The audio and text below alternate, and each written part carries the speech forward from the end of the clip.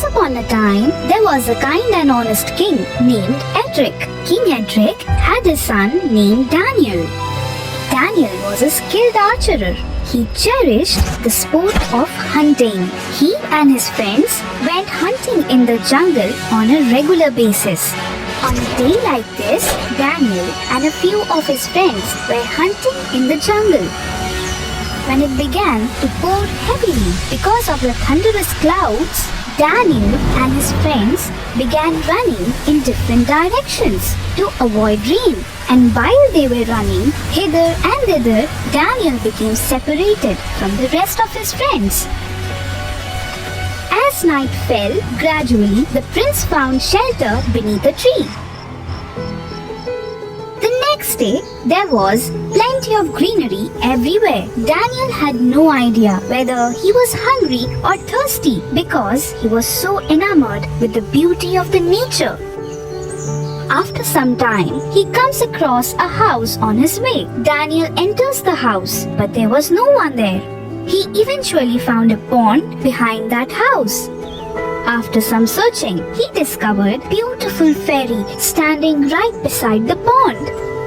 Daniel was completely smitten by the fairy's beauty. The fairy smiles as she looks at Daniel and she says, "Who are you? Are you trying to find someone?" Daniel falls in love with the fairy after hearing her beautiful voice. Yes, no, I mean, I am Daniel. I am a prince. I came with few of my friends to go hunting. We were all separated last night due to the storm. I had no idea that there was such a beautiful garden behind the jungle. Seeing this view, I was mesmerized. My thoughts are so calmed by the pond's water. Can I drink some of your pond's water? Please don't consume water on an empty stomach. You must have not eaten anything since last night. I will serve you some food and then you can drink as much water as you want. Daniel was given some food by the fairy and he ate it all up. Daniel had grown tired of eating royal palace food. He questions the fairy. You are a fairy and you live in such a tiny house? Why so? What is your name? Do you live alone in your home? My name is Flora. I stay alone. The fairy queen cursed me. It was only then that I learned how to cook. Did you enjoy the meal? Your cooking was fantastic. By the way, I would like to spend the night here if you don't mind. You are a prince. I will be delighted if you stay in the small house for the night. Flora cooked dinner for both of them that night and they both enjoyed it. The following day, Daniel inquires about Flora. You were cursed by the fairy queen. But why? It was about 2 months ago when I was playing in the garden with my friends. Just then, our fairy queen appeared. I did not recognize her. I assumed she had snuck into our garden, and that's why I addressed her in a very impolite manner.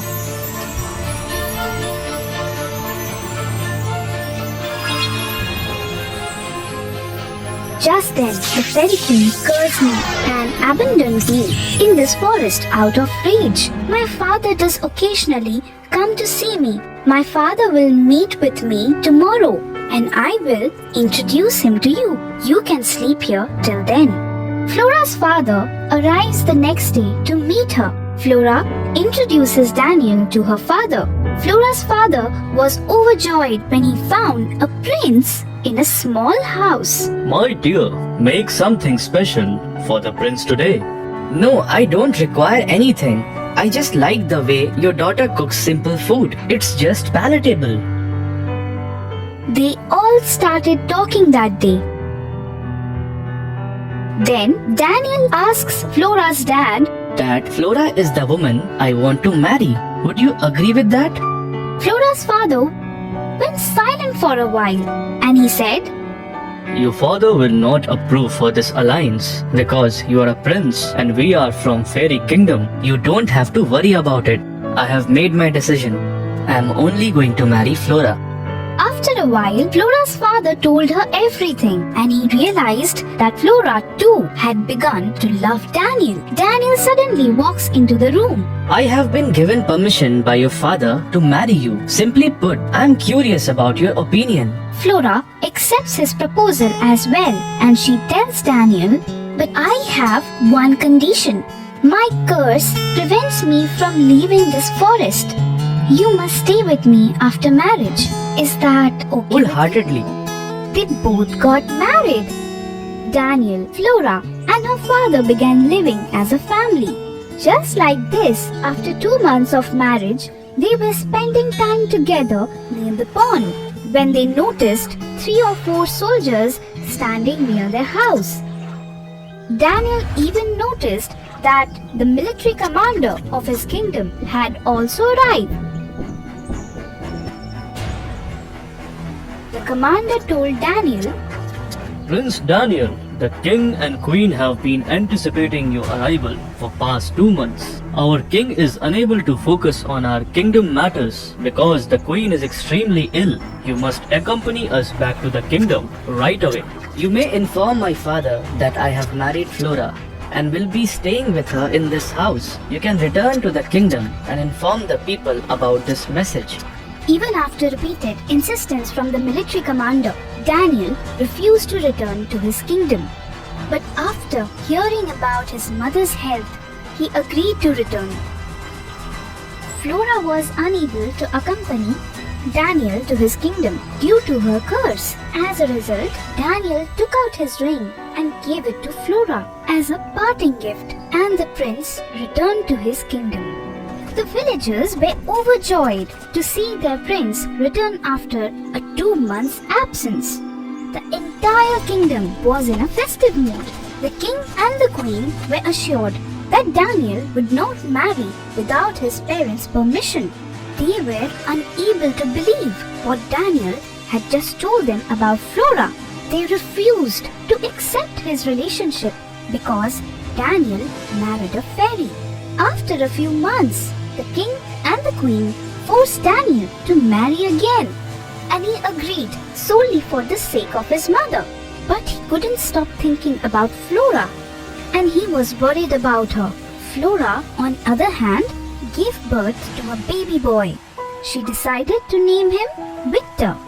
Victor, like his father, was courageous and strong. One day in the royal court, the king summons Daniel.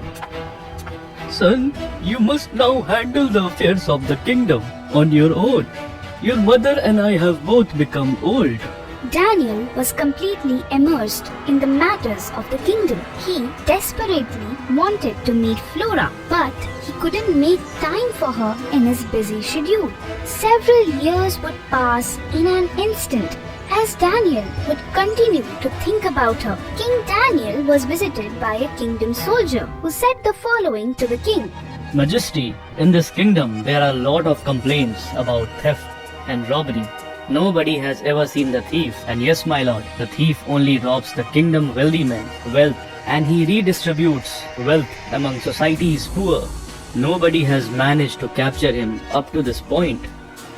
Tomorrow plan a celebration. Invite everyone to the kingdom and place expensive jewelry on display in one of the rooms. Make sure that the area surrounding the room is securely guarded. As soon as the thief arrives, imprison him and bring him before me. A celebration had been planned in the kingdom as Daniel had instructed his men. Everyone from the kingdom was there, including Victor, who made an appearance. Victor had snakes in his backpack. He drew the snakes out and placed them on a table. After seeing the snakes, the villagers began running here and there, causing panic among the residents. Taking advantage of the situation, Victor went straight into that room, stole all of the jewelry and fled. When Daniel learned of this, he immediately made a public announcement in his kingdom. The person responsible for this theft should voluntarily present himself in the royal court. He'll get something in the return for his intelligence. Victor knew that King Daniel was true to his words. In front of King Daniel the following day, Victor confesses to his crime. To be completely honest, Daniel was very impressed with him. King Daniel found it hard to believe the thief was a thief.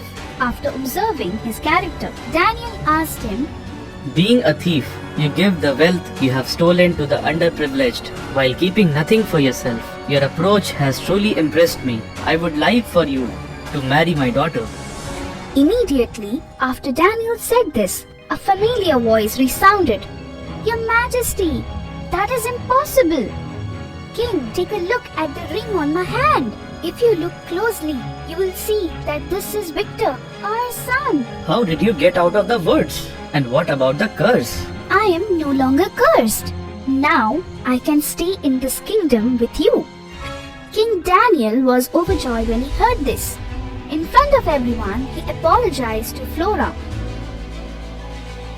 While standing up in the royal court, he crowned Flora as the elder queen before his entire kingdom. And Victor was coronated as the new king. The entire kingdom celebrated the reunion of the king and the elder queen.